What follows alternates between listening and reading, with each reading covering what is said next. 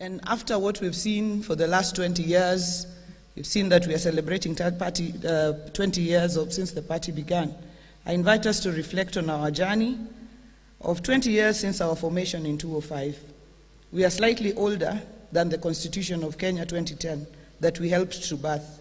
In 2008, we shaped the National Accord and Reconciliation Act and the Grand Coalition Government.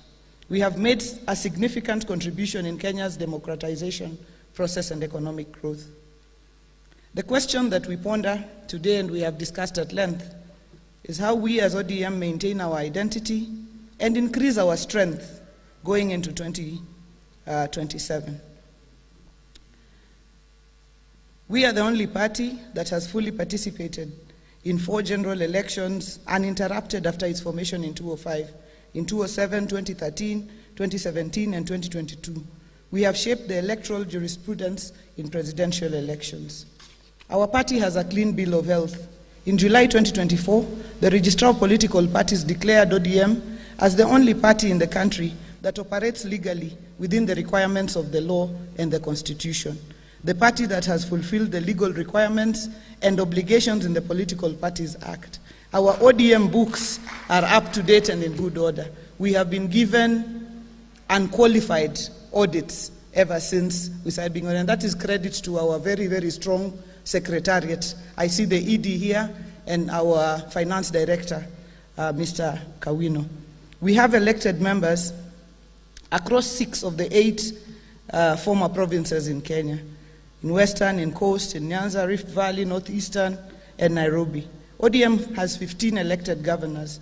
The ODM party has a strong youth league and women league, as well as this disability league, and has become we were the first political party to actually form our political league. We celebrate 20 years of resilience, growth, and political stability. 20 years of good leadership that has nurtured young politicians into political heavyweights and built a strong political institution that continues to grow by the day. One of the things we'll be launching during the youth event is the Raila Odinga Academy of Leadership. We will be launching the Raila Odinga Academy of Leadership so that we just don't speak of having gone through that academy, but we have a real academy that will bring forth even more leaders, and that is one of the things that Baba will be launching during our youth event in Mombasa. On institutionalization, ODM became the first political party in Kenya to own land that houses our headquarters. This followed acquisition of our land in Lavington in 2019, where our current headquarters are situated. We thank our party leader, Baba Raila Odinga, for your visionary leadership of the ODM party. It is not easy, and it has been mentioned by various speakers. Baba has steered the ODM party to great heights in the last 20 years, and we commit to continue to push as a parliamentary group and as a party to continue to remain strong. As we prepare for the upcoming by-elections and later for the 2027 election, we need to reflect on what has been in our past. We must look at the past to inform the future. This analysis is important as we draw the PG membership from elections. If you look at how we have grown as a party, in 2007, and I see Honorable Mbadi here, Honorable Mili, who are in that parliamentary group, we had 99 of the 210 MPs in parliament at that time. We were the majority party there. When 2017 elections came, in 2013, we had 17 governors. In 2017, we had 13 governors, and in 2022, we had 15 governors. In 2013, we had 17 governors. In 2017, we had 20 governors, and in 2022, we had another 20 senators. We had another 20 senators. In the National Assembly, in 2013, we had 96 members. In 2017, we then went to 76 members. In 2022, we went up again to 86 members. That is why we are talking about 20 years of resilience. In 2013, we had 382 MCAs. In 2017, we had 435 MCAs. And in 2022, we had 473 MCAs. 20 years of resilience. And for us to keep these numbers, we need to keep a strong party. And that is why we are talking about how do we move from 473 MCAs in 2022 to 600 MCAs in 2027. That is the strength that we need to push. And it starts with the by-elections. And I know that the leader of minority, who's also the director of campaigns, is going to organize all of us to go out to help with the by-elections. Not just during the election itself, but during the campaigns for the by-elections. We are facing by-elections in Magarini. We have a candidate, Harry Kombe. He's our colleague, and we need to all go out, not just on election day. And I have seen how we've gone out on election day, but during the entire campaign. There needs to be a team that just is focused on Magarini, working with the local leadership there. We have a by-election in Ugunja. We have a by-election in Kasipul. These are seats that were held by ODM. We have a by-election for which we have fielded a candidate in Chewani Ward in Tana River, and I saw Ali Wario here. We need to go out and campaign for our candidate in Chewani in Tana River. The seat was held by UDA. We have a by-election in Kisa East Ward in Kakamega, Huisero. We have a candidate in Purko Ward in the Kajiado, and I saw Kakuta Maimai. We have to push our candidate, the ODM candidate in Purko, so that we can bring in the seat. We have a by-election ongoing for which we have fielded a candidate in Samburu, Angata Nanyokie Ward.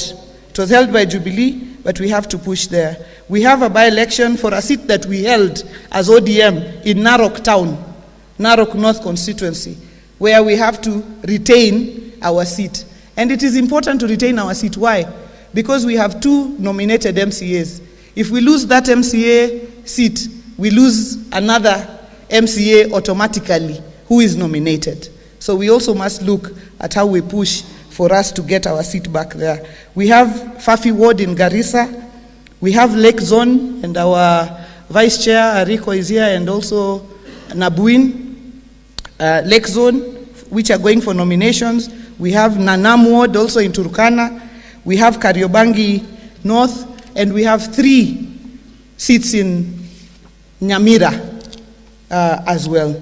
So with those many remarks, I'd just like to call upon us to work together to bring more seats on the table.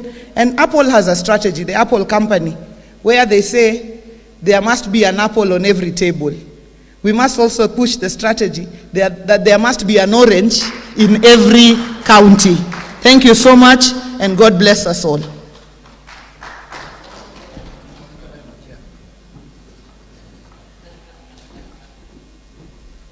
Party leader, under this framework of the broad-based, we have sent experts to the government, and one of the experts,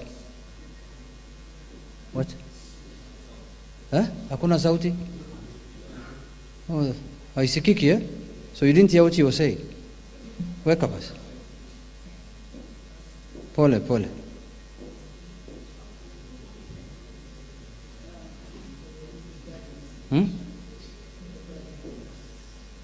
Wake us up. This one is making noise.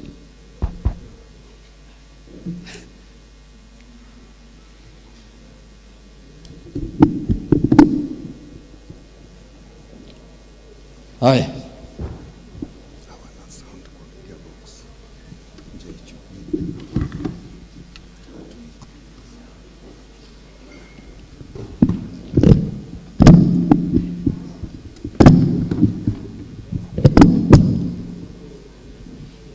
So how are you going to capture my party chair's speech?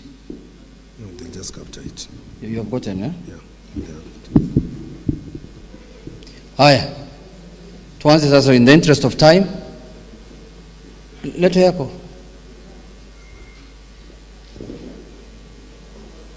Thank you very much. That puts money in the pockets of Kenyans, Baba. That has been your vision all along, and that's why you've been fighting for the downtrodden.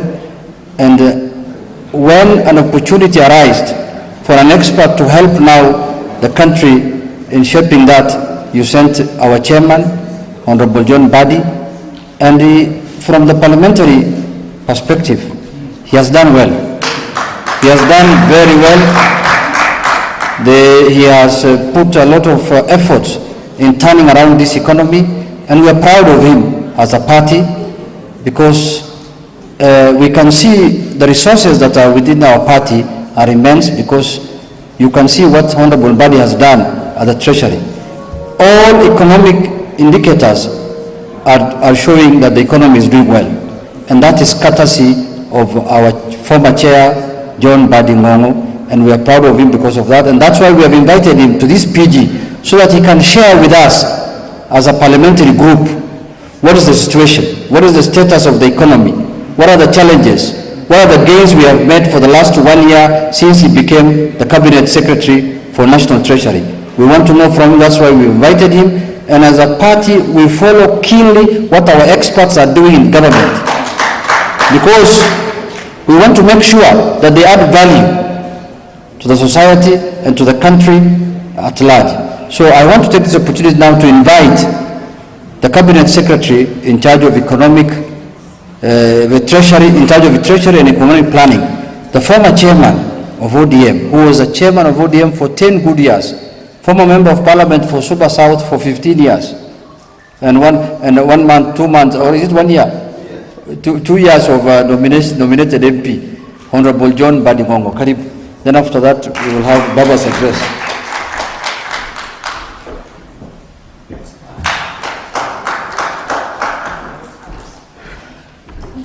Thank you very much, Honorable Junet, our party leader, the Right Honorable Raila Odinga, the chairman of the party, other party leaders present, members of parliament, parliamentary group of the Orange Party, ladies and gentlemen.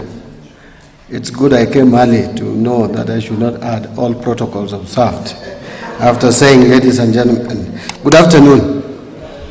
Baba, it's really refreshing to be here once more, standing from this side. I was so used to being part of the PG, at one point leading the team for 5 years, courtesy of your generosity.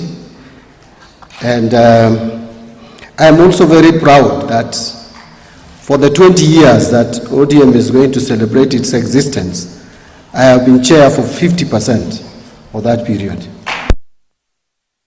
1st November 2014 to 6th of July 2024. So Baba, thank you very much for granting me that opportunity, and the entire membership of ODM. I know that time is running up, and where we are, we now need to go for a lunch, and the Baba has not spoken. And sometimes numbers and figures can really be boring, especially at this time.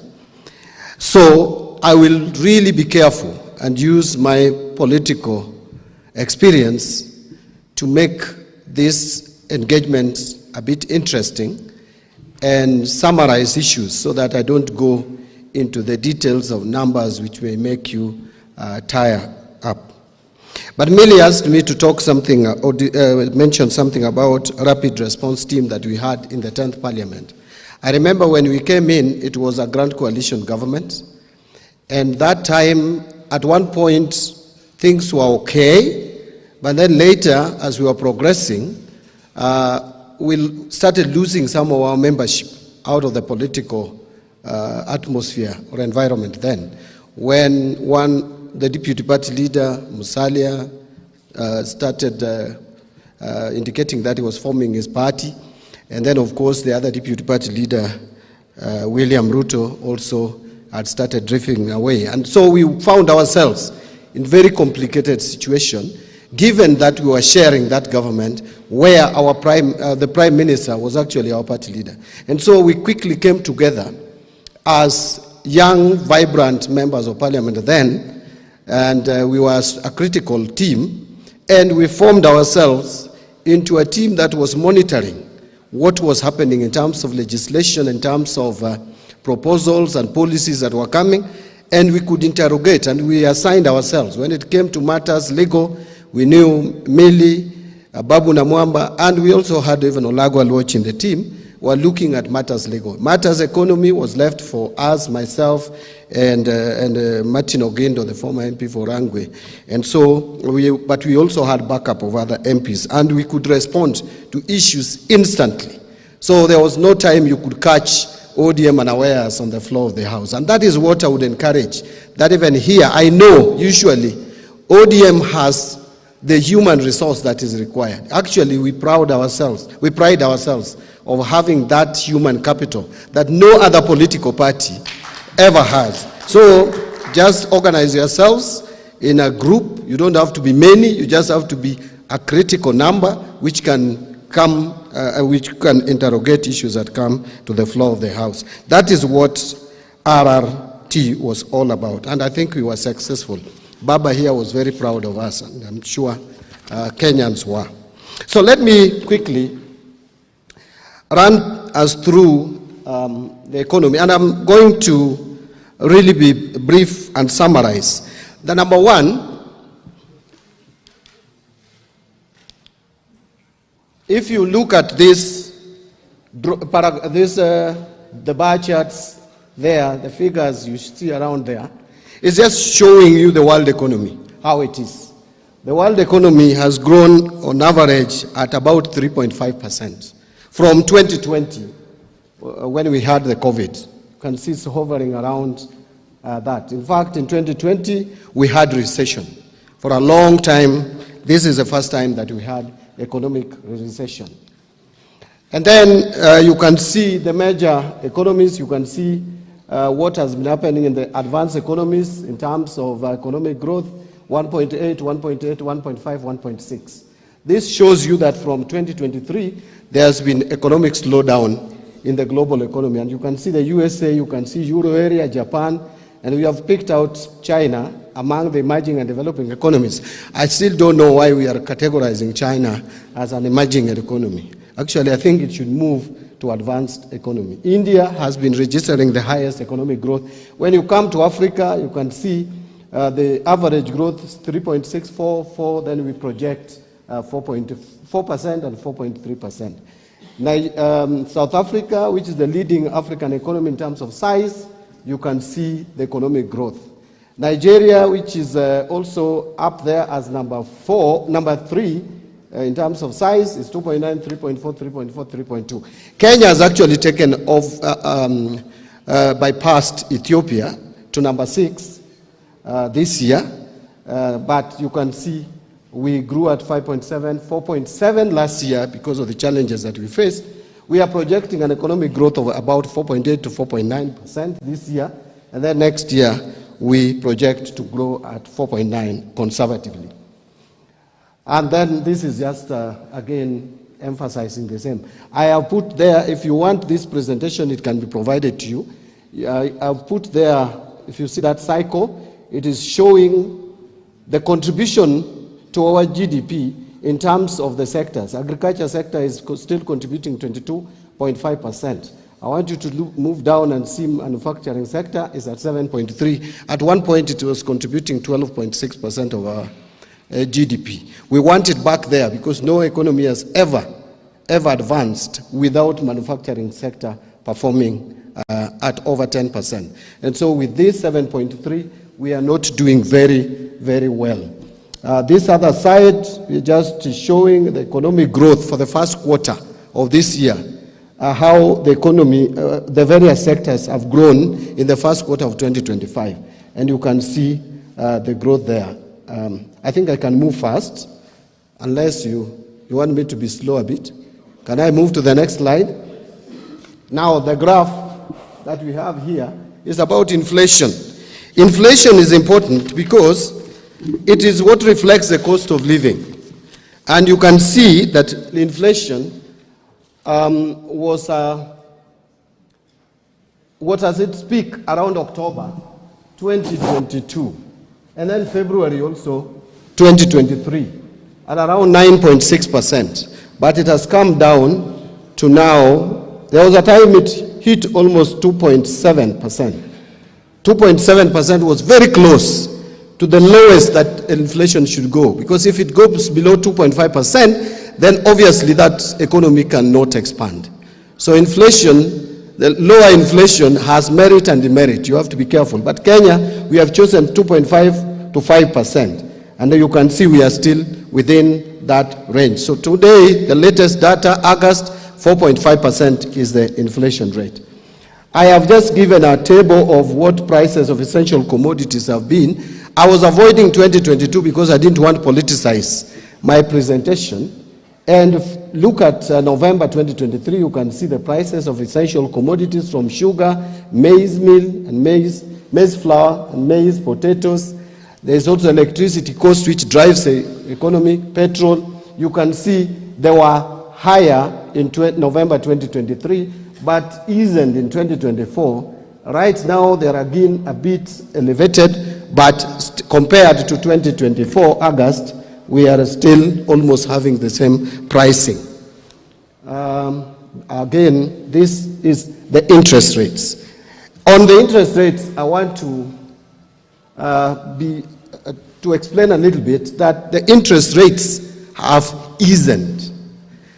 So let me start by the interbank rates, the CBR rates. This was highest in August 2024 at 13%. This has gone down to 9.5% in August 2025. What this has done is to help lower the interest rates that we pay on government paper. Today, I'll tell you the latest of Thursday last week, 91-day treasury bill, which was trading at 16% in August last year, today is trading at 7.9%, below 50%, less than 50%. What that means is government is now borrowing cheaply in the domestic market compared to last year. And it is across 91-day, 182-day treasury bill, and even 364-day treasury bill. But even the long-term bonds, you can see the latest bond that we issued was at 12.9% compared to about 18% a year ago. And that has also worked in the interest rates charged by banks. The rates have declined. The average rates that banks now charge is at 15.2% in July 2025.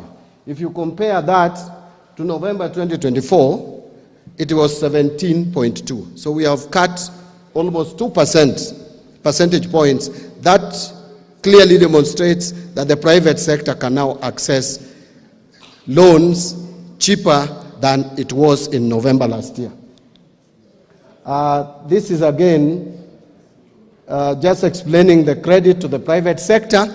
Credit to private sector, just look at that curve.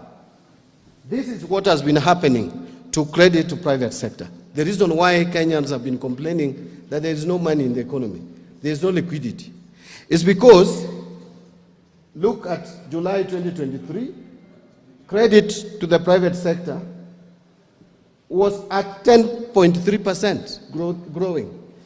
It started coming down. And it came down, and this is largely also because the interest rates were going up.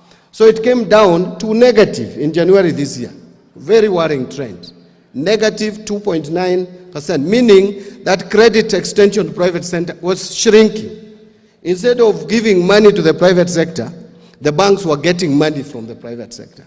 The net inflow instead of outflow. Very dangerous for the economy, but you can see now it has started picking up. And by July, the credit was growing at 3.3%. And we expect that to continue so that we can have more liquidity in the economy.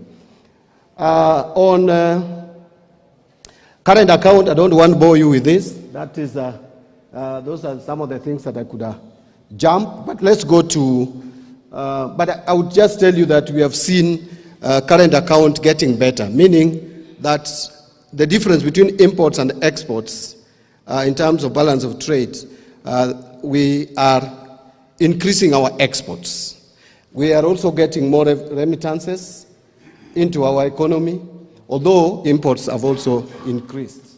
But now on Forex, again, if I compare 2024, the same period, if we compare June 2024 and June 2025, in June 2024, we had only 3.8 months of import cover. The minimum should be 4 months, but we had 3.8. But the worst is 2022, we were only at 2.3% of import cover, 2.3 times of import cover. Today, we have 11.9 billion US dollars as reserves, which is 5.2 months of import cover, giving us one of the reasons why there is confidence level in the economy from the external players. Exchange rate, again, the shilling was at 160 to the dollar in January 2024. Today, it is averaging 129.3%. Again, this is because of the healthy foreign exchange reserves that we have, managing our liabilities so that there is no threat. In fact, the reason why the shilling almost lost ground is because last year there was a Eurobond that was maturing in June of $2 billion, and the government had not indicated a strategy of managing that liability. And so, clearly, IMF had predicted that Kenya was going to default. In fact, there were the 6 countries in Africa which were flagged out for possible default: Ghana, Ethiopia, Chad, Mozambique, and Angola. Only Kenya survived. The other 5 defaulted, and the consequences are really dire. Now, I want to show you something here that will interest you. This is the capital market. If you want to know the investor confidence in the economy, you don't listen to what people say, but you get the statistics of what is happening in our capital markets. You can see from August 2020 how the NSE index was. It was worse around November 2023, 2024, coming to 2024 August. Then it has picked up. From August, we are recording almost the best performance of our Nairobi Securities Exchange. What that means is that investors have more confidence in our economy now and investing in the economy. These are the statistics you can go and get. And I'm happy, in fact, we were talking about ODM here, and Junet Amanda is minority leader. We were talking about ODM here, and we came into government here to help. So you can see from August 2024, it's going up. That is the investor confidence. Again, this is net foreign purchases. You can see August of this year has recorded the highest ever net foreign investment in Kenya. August of this year. So it means if we maintain the tempo, then we are going to get a lot of FDIs, foreign direct investment in Kenya. Now, I want to move quickly. I want to pass the budget performance. That one I can engage members of parliament later on how 2024-25 performed. But you have this information. I can send it to you. These are risks. Again, we have a number of risks. We have what may affect our strategy to manage the economy. Now, I want you to look at this table. This table, I'm very deliberate about it. Why? I want to tell you that we are still not out of the woods yet. And you can see from, now this is no, this is not the table I want you to look at. I will come to it. This, I was just showing, this table, sorry, the table that I've just passed. Anyway, I'll not go back to it. Oh, it is back. This table is just showing you the aggregate numbers of our budget for this year compared to last year. And the deficit is at 4.7%. The table I wanted to show you will come later. I have just demonstrated in terms of sectors. Look at what the percentage of our budget education is taking, 27.6%. But it is still not enough. Capitation is not enough. So it means we have to find ways of making sure we get more resources to finance critical areas. You can see 27% going to education. The second one is public administration and internal relations at 12%. No, there's 21% for energy infrastructure and ICT, and then you can see the others there. These are just numbers. Let me pass the numbers. Let me just go through these numbers. You have them, members of parliament. So I wanted to talk about the shrinking fiscal space. If you check 2010-2011, we were only collecting 609 billion shillings. You may look at that figure, compare it to what we are collecting today, which is 2,420,000,000, and you think it is kidogo. However, in terms of GDP, we were collecting 17.7% of GDP in terms of ordinary revenue taxes. Today, we are collecting about 12%, 14%. Actually, it is 14%. This percentage is 14. I have shown there just the change in percentage. But the next slide will show you that from 2010, it was 17.2% what we are collecting in terms of revenue or ordinary revenue to GDP. Now we are collecting only 14.3%. That means there's something about our revenue collection. What is happening? How come the economy is growing, but we are collecting less and less as a percentage of that GDP? I hope I'm communicating. I don't want to make it too technical. I want to make it as simple as possible. Now, this is the table that I'd earlier indicated thought we had reached. This is a table that you need to pay keen interest in. In 2013-2014, maybe I can take one of this. I hope this will still be captured by the mics. In 2013-2014, look at consolidated fund services. That is interest payments and pensions. We were paying only 16.4% of ordinary revenue. As a percentage of ordinary revenue was going to consolidated fund services. Today, last financial year, it was at 50% of ordinary revenue. And this year, we are going to spend 48.5%. That's the reality. But look at development budget, which is funded from our domestic taxes. 20.8% in 2013, it has come down to 9.2% today. Meaning now for us to develop as a country, we are largely depending on borrowing. We are not funding our budget, our development budget from our domestic revenue. And that is not healthy. Over-reliance on external financing for development of a country is dangerous. So we must do something to reverse this trend. You can see how it has been, the development budget going down, coming down to 8.8 last year. You can use the excuse of what happened last year, but the trend is not very different, even the previous year and this year. So we must reverse that trend.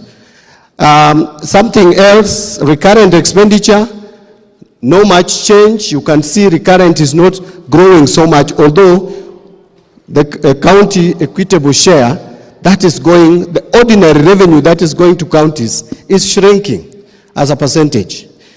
And as a party that stands for devolution, that is also something that should worry us. We were spending 20% in 2013, and are now spending less than 15% of ordinary revenue to support our county government. I hope I'm communicating. Yes. Then this just shows you the same thing that I've talked about. Trend of recurrent spending takes the lion's share of total expenditure. You can see the recurrent expenditure. You can claim that, well, the recurrent expenditure here was 18%. It is at 16% here. But development is not doing better. It's actually doing worse, 6.8, and you come to 3.4. So, and then the county equitable share is taking a percentage, and that is something that we need to look at. Again, this is a repeat of what I've talked about. I don't want to spend much time there. So I've just indicated what we may need to do. That one I don't want to bore you with. That is my work. I will come back to this slide 5.3. And the reforms. So this is a primary surplus. This is what we are doing at the Treasury with the primary surplus. What is primary surplus? Primary surplus is total revenue minus expenditure, excluding interest paid on loans. So you remove the interest that you pay on loans, the remaining expenditure you subtract from your revenue. That figure should be a surplus. That is when you can manage your debt. But we have been having deficits all through. You can claim that the deficit has been shrinking, but it has been there. But now you can see the policies that were put in place in 2025-26, we are going to have a primary surplus. If we maintain the fiscal discipline, we will have a primary surplus. This is the debt to GDP. You can see it has been rising steadily, very fast, to 68.7. Now is when it started coming down.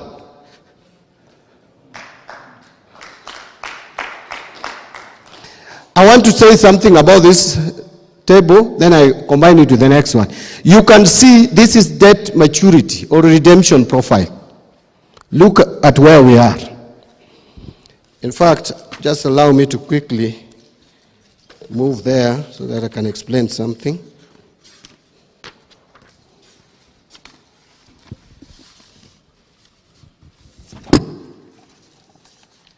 Sorry, I'll keep you, yeah, I'm there. So, you know we have different debts. If you want to manage debts, you have to first profile the debts and see the most expensive, and those are the ones you start with. Now, we have 4 categories of debt. We have the cheapest debts, which are called multilateral. Those are the cheapest. Then we have bilateral debts. Then we have international sovereign bond. And then we have commercial bank debts. This is only external debt. I've not discussed with you the domestic debt. Now, this is maturity. These are debts that we must pay in these years. You can see for this year, we will pay a total of 2.64 billion US dollars. The following year, it is 22.24 billion, then 2.906, then 2.525, then 3.328, and like that.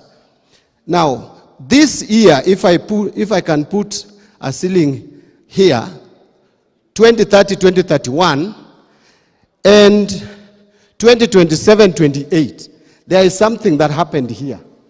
The COVID. This is COVID period loans. We took loan here, especially from the multilaterals. And those loans were short-term loans, but they were soft loans with no interest, but they are now coming for maturity. They have to be paid. So this is what is happening here. Whoever will lead this country around this time must be aware of this challenge, including ODM. You must be aware of this challenge. Now, here, so multilaterals this year, this financial year, we are paying $609 million. Bilateral, we are paying 871. International sovereign bond, 107. Commercial bank, we are paying 1 billion. In terms of shillings, this year, we are paying 343 billion. That is this figure here. But I am happy for 2 things, which we have done since I went into office. Number one, if you look at this international sovereign bond of 107, it would have been 300 if we did not manage that liability by spreading it out. So we reduced that. But we targeted commercial debts because they are the most expensive. And I will now maybe move to the next slide. This is just a repeat of that. This is a slide that I want to explain in depth. If you look at the commercial bank, you can see the figures are coming to $1,053,000,000 US dollars for this year. The biggest is Trade and Development Bank, TDB, 748. We had an option to refinance that loan, get money again from them and refinance. But we said no. Why? Because the interest rate on this loan is 11%. And it can go up depending on the interest rates in the US, the Fed interest rates, because it is pegged on that. So we made a decision this month, and we have paid 600 million of this. We have already paid. We are only remaining with 148. And the moment we are done with this, you can see the payment. The moment we are done with this commercial loan, the moment we are done with it, we are reducing our pressure significantly. Number two, we have managed the liability here. You can see how much we are paying on you. This is the Eurobond, if you like. This one. You can see in 2028 May, we have to pay $1,000 of Eurobond. And then the following year, 500. So what we are doing right now is because the bond yields have come down in the market, and the Kenyan rating has gone up. The yield have come down from over 10% to 8.5. We have decided to liability manage this amount. We are liability managing it at least to 50%. It's still in the market. I don't want to talk about the figures. Lastly, bilateral. Look at the bilateral. Where do you see big figures? China. Out of the 871, China is 515. Redemption. The maturing debt, 515. The next one is US, 123. In fact, US, we are almost clearing with them. After paying their debt for this year, we are done. Now for China, the 515, we have managed to work on a program of conversion. We are working with them on conversion of that debt, and it's working very well. I want to leave it there. It's working very well and saving us close to 28 billion shillings per year. So, in summary, we have a strategy to manage public debt.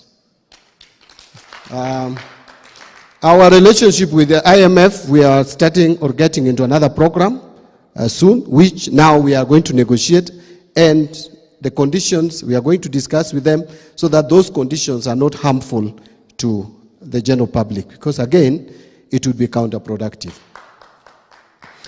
Moody's rating, Fitch rating, S&P, we have gone up in the rating, and that is because, simple, 1, diaspora remittances have been healthy. 3, our exports have been going up. 2, number 3 is the liability management. And you saw in the S&P rating, they said very clearly that our successful liability management for early this year worked well for Kenya. And that has received a better rating. Now, in conclusion, allow me to just say a few things. As we do all this, for us to be able to manage our debt, public debt very well, there are a few options for financing budget. Option number 1 is raise taxes.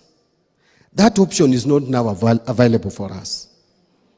We can only improve efficiency of KRA but we can't raise taxes. Number two, debt, borrow.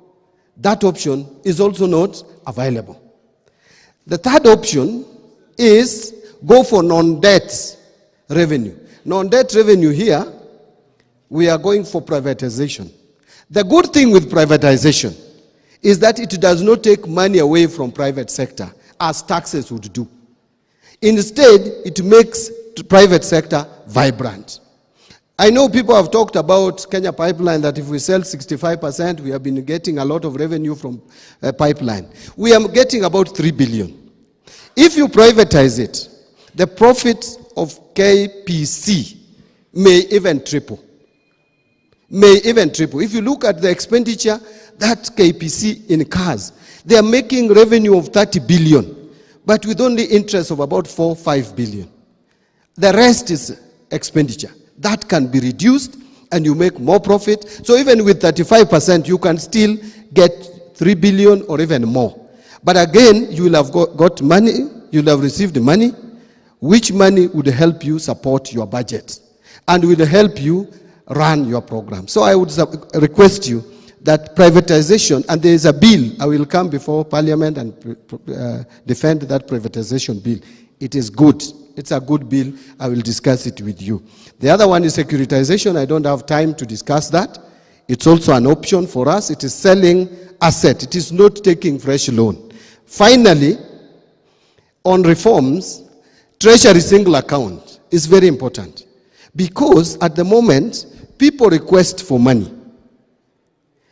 Then they go and create, you request for 100 million to pay for various services.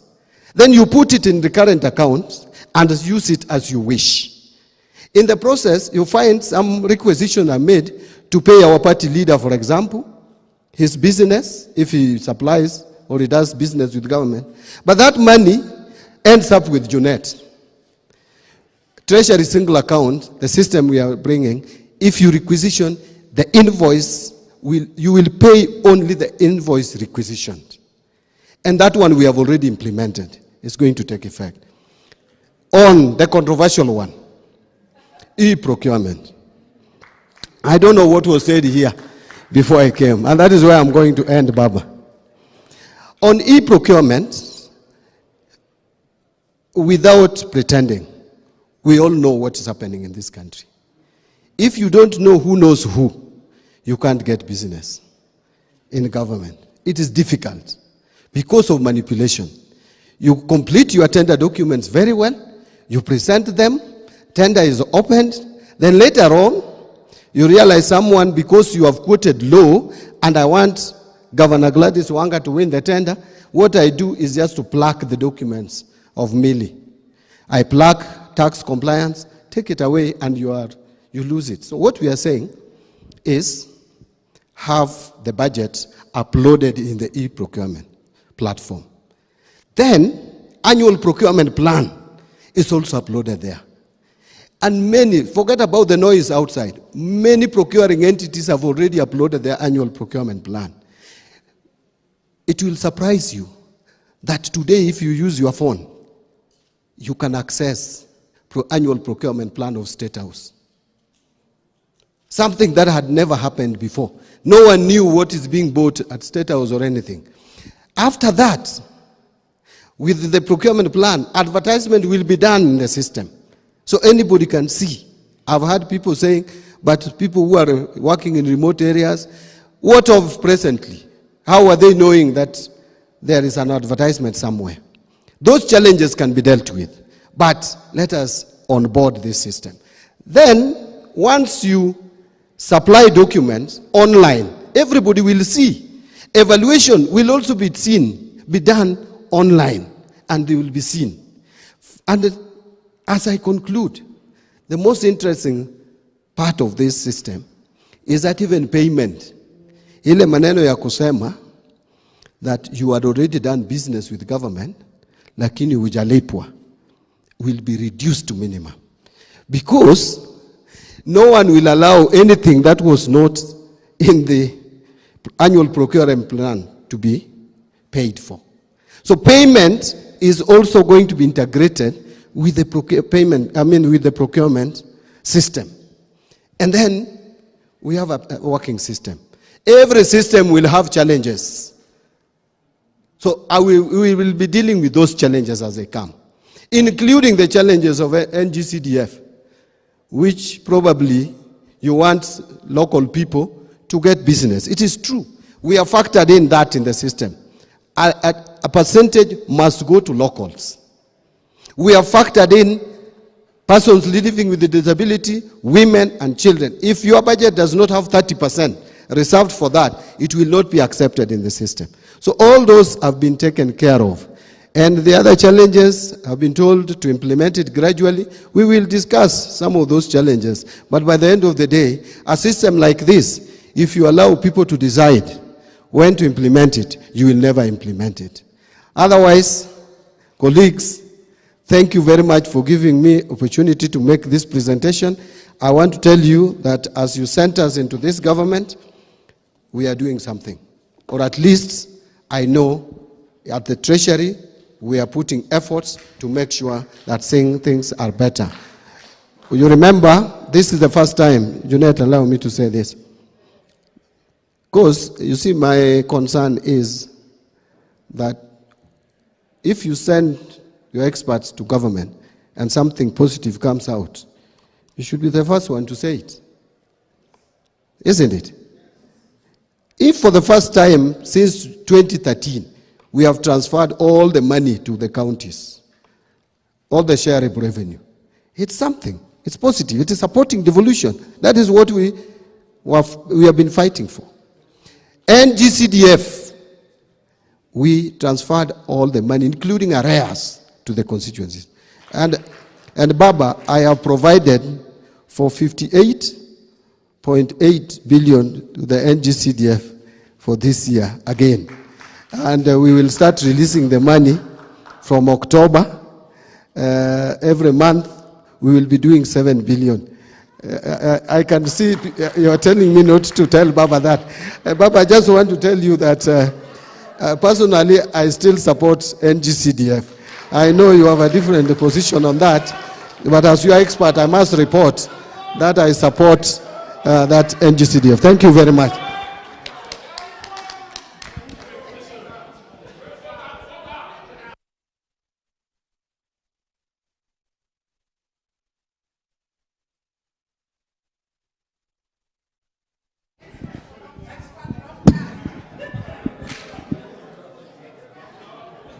Haya, ODM.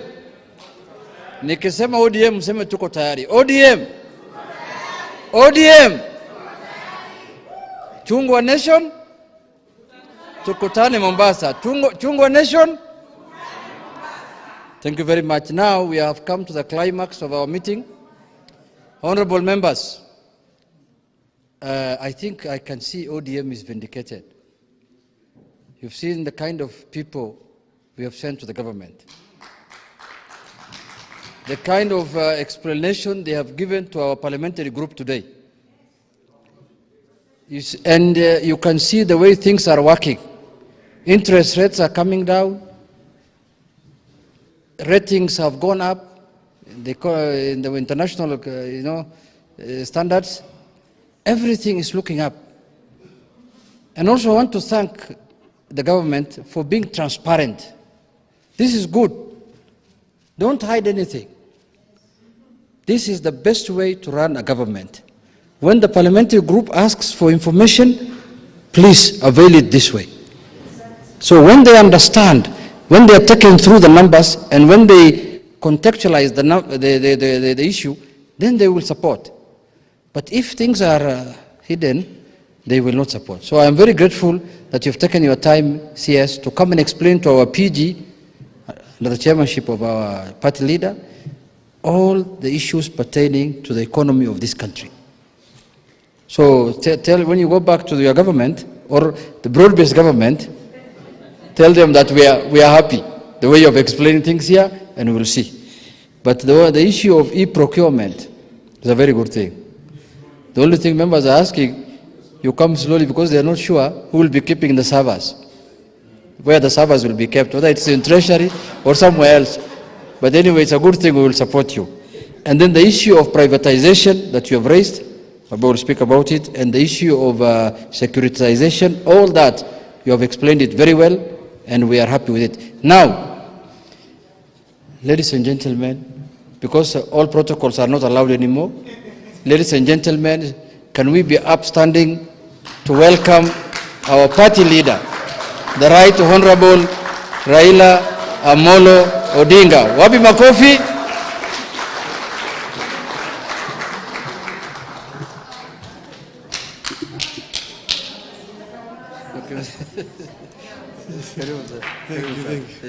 Thank you. Haya. Haya. ODM. ODM. Asanteni sana, you may be seated. Today you learned all protocols observed. Hamjambo. Hamjambo tena. Yes, I've sat for too long down here that I'm now a little bit confused. But I think it has been very exciting and also very illuminating to listen to other people talk. I want to thank particularly the two gentlemen you invited here, that is Polycarp Omolo Chilo and Dr. Oscar Otele from the University of Nairobi. I found their contribution very informative indeed, and with a lot of humor and good touch. And I also want to thank everybody else who has contributed in this discussion today. It was a wonderful session. We thought that it is necessary for us, before you go back, to have a PG, because you have not had a PG where you also brought the party leadership to talk to you together. And we felt that we should do it before the end of the year, particularly before we go for the Jamboree in Mombasa. So I'm not going to bore you with a very long speech. There's a few things that I put together that I want to say. About a year ago, we got together with the UDA party to help steady the ship of the Kenyan nation that had been hit by extreme turbulence and faced the reality of collapse. Some people may not even know exactly where we were, but because I had a first inside impression of what was happening, we were very much almost on the precipice. Because as you see, after so many days of demonstrations, you saw that eventually the military were on the streets. And they were on the streets, of course, they were fairly civil to the Wananchi at that time. But that was because they had not been given instructions. And you know, there is what you always all the time talk about, the chief of defense forces. Once the military are given instructions, they execute. And we are almost there. We're almost there. So he said, it's better to have a country that is civil, where leadership can be replaced through the ballot rather than through the bullets.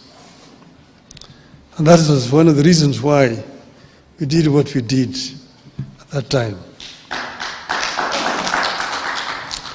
The coming together started informally, with some of our members joining the government.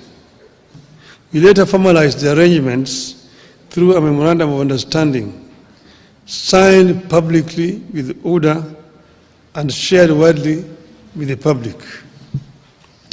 This far, a core agenda of our coming together has been achieved. We have a stable and peaceful country. We beat back the chaos and created an environment in which you can agree to disagree without staring at collapse. I recognize and appreciate the role our MPs continue to play in the realization of this noble goal of preserving the nation. As I've said before, whatever the differences and misgivings we have as parties or leaders, we must have a country first. Only then can we set about discussing how to perfect the nation's imperfections and even who is to lead the nation. This is a core belief of our party. We stand for and with the country and act in the interest of the people of Kenya. I am convinced that Kenyans want Kenya to stand, and we stand with them on this. Ronald Reagan used to tell Americans, and I quote, "If we ever forget that we are one nation under God, then we will be a nation gone under," unquote.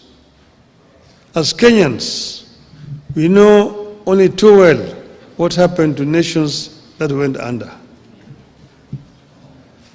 Some took too long to come back, others never made it back at all. Kenya must never tempt that fate.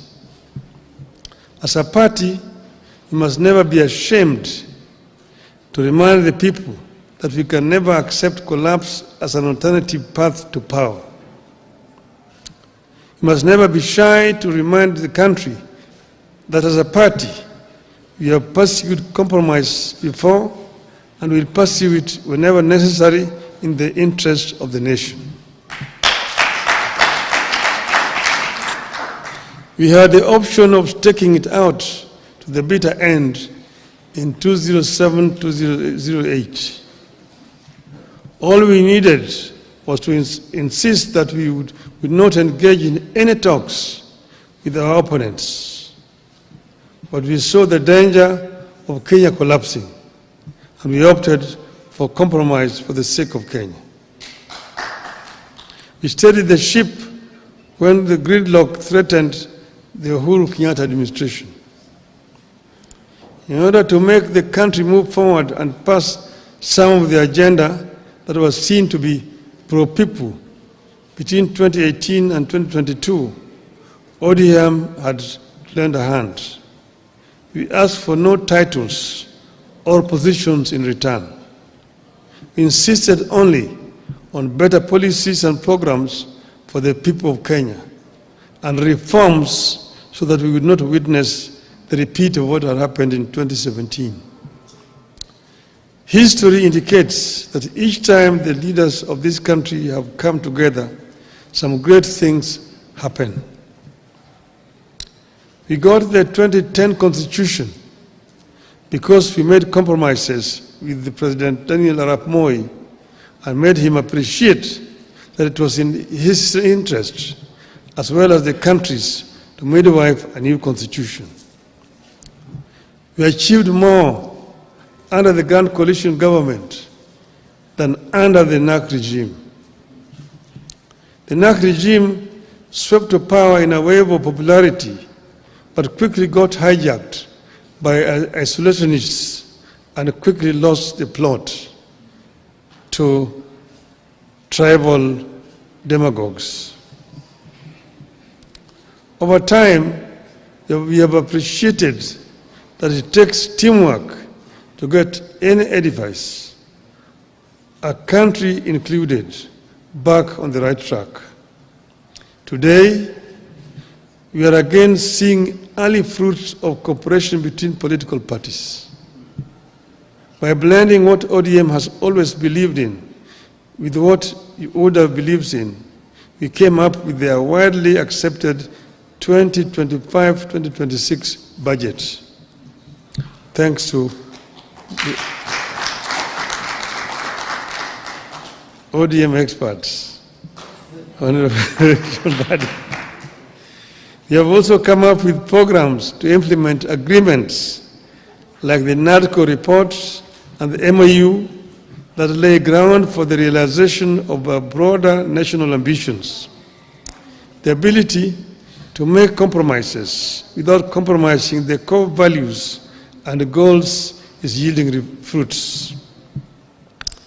We are not out of the woods yet, but we are in a better place today than at this time in 2024 or this time in 2023. Much work remains to be done in the pursuit of a stable, equitable, and prosperous country that delivers to the citizens. It will require firm and resolute leadership, regular consultations, more sobriety, and constant focus on the needs of the people. I mention sobriety because in times like this, it is possible for politicians to spend more time listening to the echoes of their own voices and the cheers from the masses, and forget that we are leaders and we are supposed to be leading.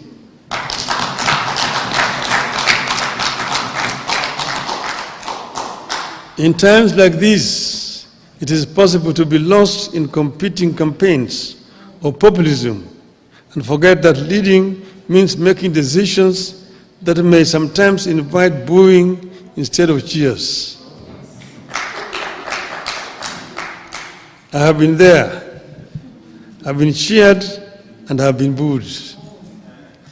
I was once set up against the people when I set about clearing the ground for the Thika superhighway and the bypasses around Nairobi. Today, everyone claims credit for Thika superhighway and the bypasses.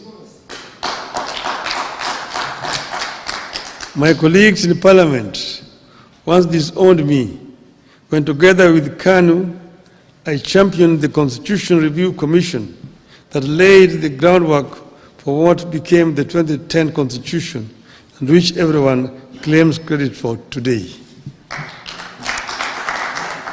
So my appeal to you as we embark on some of the legislative agenda coming up is that you should never feel powerless or feel like giving up because populists around you are seeking popularity at the expense of leadership. When they call you Baba and someone sets the homestead on fire, does Baba join the burning of the homestead just because it looks like exciting, or does Baba help to put out the fire? Does Baba release his sons and daughters to add fuel to the fire, or does Baba ask his children to fetch water? I know you know the answer. There's a time to lead and a time to acknowledge cheers. Popularity surges and wanes. Cheering masses come, change, and go. But solid service to the nation, brought against all odds, stands the test of history. Today, I charge you to soldier on in this cause. It is good for our people. It is good for our country. If you act out of conviction, if you put the people at the heart of your maneuvers, if you ensure that our actions are in line with our ideals as a party and our aspirations as a country, the luck of history will be on our side.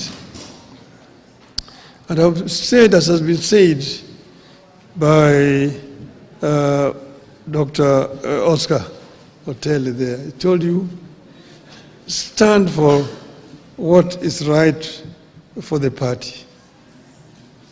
And look at what we have signed. And we must remain as ODM And we've signed and agreed that we'll work together up to 2027. We have not passed any resolution as a party to say how we're going to go into the election of 2027. So wherever you are, don't commit the party to some things which have not been discussed. Let those things be discussed first. We are ODM. Who's told you that ODM will not have a candidate in 2027?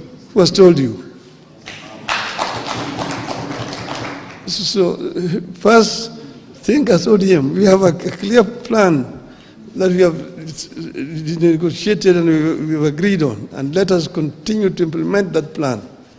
Other decisions we'll take when the time comes. Finally, first, I want to thank Mbadi for bringing out some of the issues. Like he talked about selling some assets. Kenya Pipeline Corporation. The pipeline is underground from Mombasa to here. Even if you sell it, where is somebody taking it to? It remains very much an asset of Kia. It is just there on the ground. So somebody want to buy it, buy it. That is what Margaret Thatcher told Britons when the Arabs were coming with petrodollars to buy historical buildings in the UK. She said, even if they buy Buckingham Palace, where are they going to take it? It remains here. Your asset. It's an idle asset. Sell it so that you get money instead of going to borrow. Make money to invest instead of going to borrow here. I want to sell the shares of Safaricom. Why not? Why don't you sell the shares of Safaricom? It just remains here in the country. This is what my friend, the Indian Prime Minister, Mr. Narendra Modi, has done in India. When he invited me to go to Gujarat as chief minister then, I went as a chief guest in what is called a vibrant Gujarat. And there were many people who had been invited from outside India.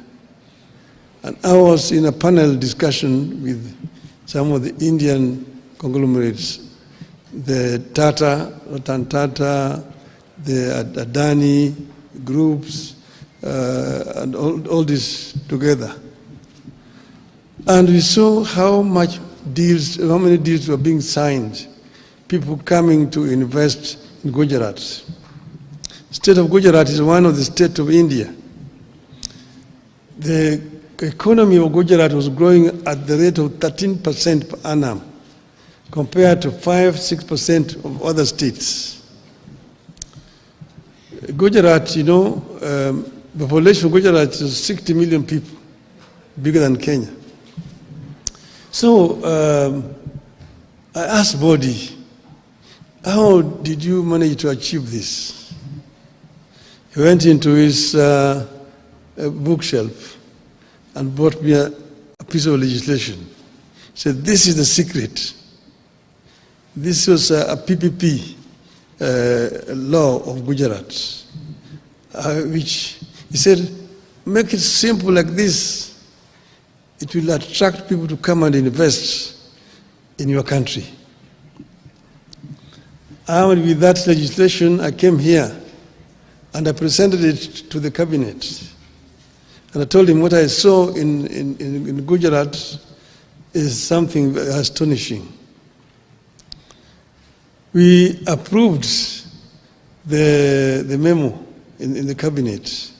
It was then given to then Minister for Finance, who was acting Mr. Michuki, to go and prepare a cabinet memo. When he took it to the mandarins in the treasury, they manipulated it, changed so many things. By the time they brought it back to the cabinet, it was a different document. I told them, who will come, who will want to risk his capital with this kind of things you put in this law? It was passed and brought to Parliament, passed, no investors came, because there were so many restrictions and private capital is risk shy. But when I was there, they took me. They took us. I was in that delegation as a prime minister. I'd gone with the current Prime Cabinet Minister, Mr. Mudavadi. We were with President Ruto at that time, with Chris Obure, who was a minister for Public Works. I was a big delegation. We were taken to a place called Mundra, a port, where they had built. I mean, Modi had given just land to Adanis, 5,000 hectares of land, marshland near the sea. They drained that land and built a port. So they were using that port to import coal from Indonesia. And they put up a power plant, 4,600 megawatts of power. Then the Tata group followed suit and also built a similar plant, 4,600 megawatts there. So a total of 9,600 megawatts was being generated from that port alone. Our total generation capacity in this country today is not even 3,000. That's from that port. And then they built a railway line, 100 kilometers to join with the national railway system. A sleeping village of 5,000 people rose to become a village of a town of 200,000, eventually now 500,000 people. And the investors came to invest in that place. They even built an airport in that place. Okay? Then I can give you so many other examples. So you find the same people, Adani, are given them Bombay. Bombay airport used to be so dilapidated, fly infested and so on. They could have constructed Bombay airport. Today Bombay airport is so efficient when you go there. You go and look at the Delhi airports. When Modi eventually became Prime Minister of India, he now replicated what he had done in Gujarat in the whole of India. Within the time that he has been the Prime Minister for 10 years, they have constructed 130,000 kilometers of railway line through PPP. They have, in almost every state in India has got 2 international airports in India. All this being done through PPPs. And that's why when Adani came here to want to do this airport, and too much noise was being made in Parliament for no reason at all, and they pulled out. The Red Airport is just like it is. It is as it is. They are not taking it away. They are bringing their money to do it. They are bringing their money to do it. And they will charge for over 30 years so that they don't charge so highly. That's what would have happened. Now, a similar arrangement is happening in Kigali. So the Qataris are building Kigali International Airport in the same terms like Adani wanted to do here. So Kigali is going to be the hub in this region, not Nairobi. Because of noise being made by other parties which were also interested in doing what Adani was supposed to do and paying people down under the table to make noise every day in the newspapers. Shame on them. Shame on them. We need to wake up as a country, because if we don't wake up, we're going to continue to sleep. There's many opportunities that are available for us as a country.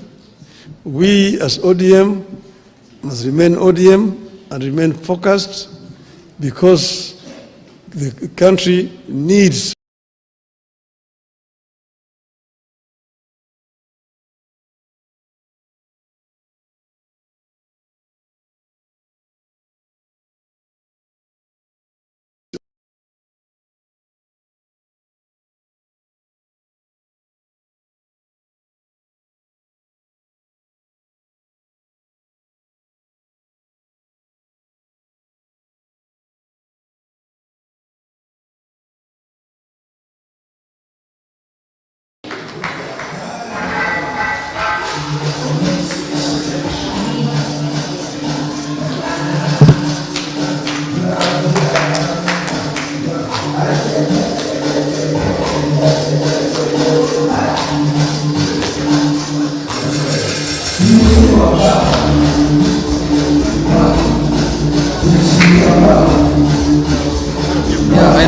hapo nje. Haya.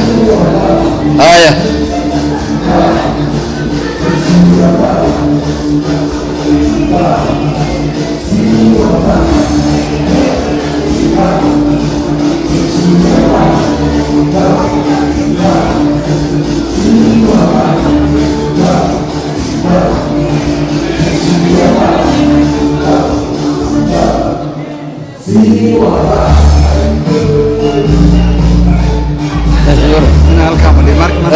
Agora que se vai beijar. Aí. Nem que ao. Que só não lá dentro do carro. Naomba mkuje hapa juu kidogo. Nakuja. Naomba baba arudi kwa jukwaa. Naomba ukuje hapa juu baba. Hapa juu. Hapa ndio pale mchezo. Wacha nichukulie kama watu hawajakuja. Yes. Naomba tukuje hapa juu. Odinga umekuja. Haya hapa. Yote hiyo. Wacha ni ofisa hiyo. Kuja. Nimesikia leo umechoma sio?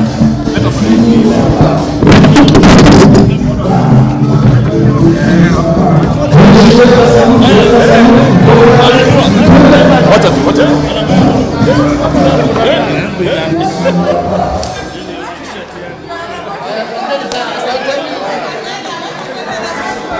Still need baba here. Weka moja tu. One more. One more.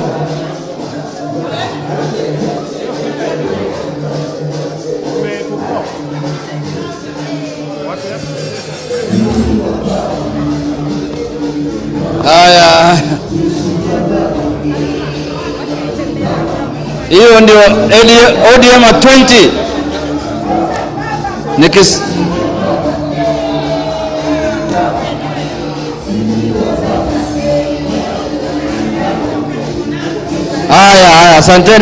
asanteni sana. DJ narudisha chini. Tusimame tu hapa. Let's just remain standing here so that we conclude the meeting. Baba, we want to take first this opportunity to thank you for gracing our parliamentary group meeting today. And we wanted to do a resolution. But listening to the Baba's national address, it was a resolution on its own. Because it has captured everything we wanted to speak about. Baba has talked about ODM, he has talked about the country, he has talked about the nation, he has talked about the economy, he has talked about the future of ODM, he has talked about everything we wanted to resolve, what to do in Parliament on issues of privatization, issues of PPP, issues of securitization. He has addressed all that. So we are going to take Baba's speech and disseminate it to members of Parliament individually and tell them whenever an issue arises, refer to Baba's speech. Yes. Paragraph 2. Another issue arises, refer to Baba's speech. Another issue of economy, refer to Baba's speech. Issue on politics, refer to Baba's speech. Issue on broad-based government, refer to Baba's speech. If you are in doubt, refer to Baba's speech. And if you want to know more, refer to Baba's speech. That is the position we have taken. Because he has captured everything. He has spoken to us about ODM being a distinct party.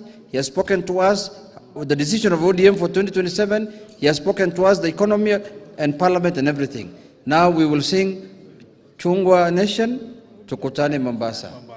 Chungwa Nation, Tukutane Mombasa. Chungwa Nation, Tukutane Mombasa. Chungwa Nation. Tukutane Mombasa. Asanteni sana. We are going to have a photo session with the MPs here, then lunch, then we are done. Thank you also the media for giving us the coverage. Asanteni sana. Mungu awabariki.